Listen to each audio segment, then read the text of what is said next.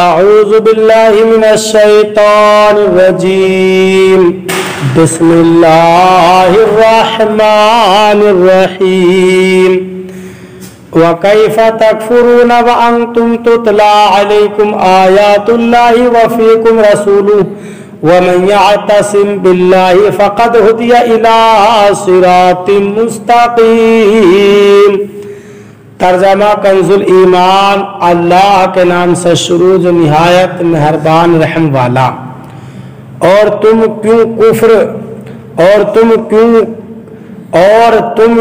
کر کفر کرو گے؟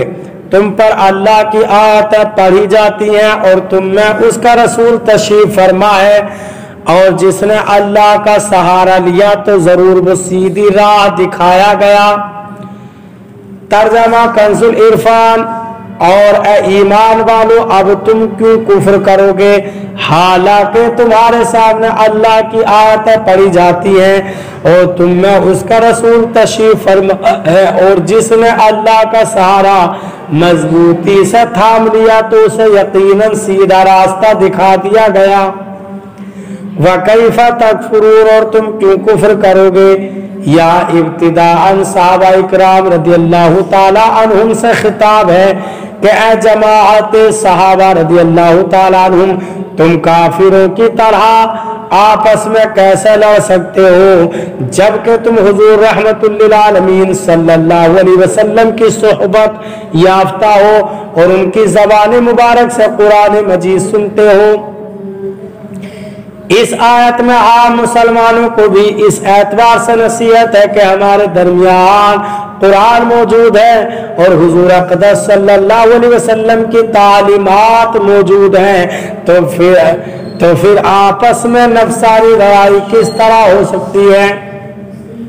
وَمَنْ يَعْتَصِمْ بِاللَّهِ، اور جس نے اللہ کا سہارا مضبوطی سے تھام لیا، جس نے اللہ سے کا سہارا تھاما یعنی اس کے رسول صلی اللہ علیہ وسلم اور اس کے دین کو مضبوطی سے تھام لیا اور زندگی کے جملہ امور میں اسی کی طرف رجوع کیا، تو اللہ عز و جل کے کرم سے وہ ضرور ہدایت پا جائے گا۔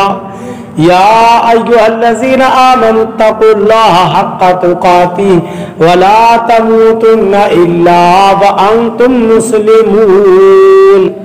ترجمہ کنز الایمان۔ اے ایمان والو، اللہ سے ڈرو جیسا اس سے ڈرنے کا حق ہے اور ہرگز نہ مرنا مگر مسلمان۔ ترجمہ کنز العرفان۔ اے ایمان والو، اللہ سے ڈرو جیسا اس سے ڈرنے کا حق ہے اور ضرور تمہیں موت صرف اسلام کی حالت میں آئے۔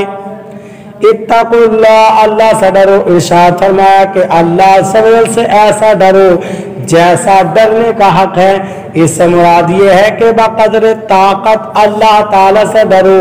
اس کی تفسیر وہ آیت ہے جس میں فرمایا گیا فاتقوا اللہ ما استطعتم، سورہ تغابن آیت نمبر 16۔ ترجمہ تو اللہ سے ڈرو جتنی طاقت رکھتے ہو۔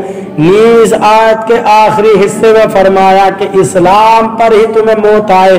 اس سے مراد یہ ہے کہ اپنی طرف سے زندگی کے ہر لمحے میں اسلام پر ہی رہنے کی کوشش کرو تاکہ جب تمہیں موت آئے تو حالت اسلام پر ہی آئے۔ اللہ تعالی ہمیں قرآن پاک پر صحیح معنی میں عمل کرنے کی توفیق عطا فرمائے۔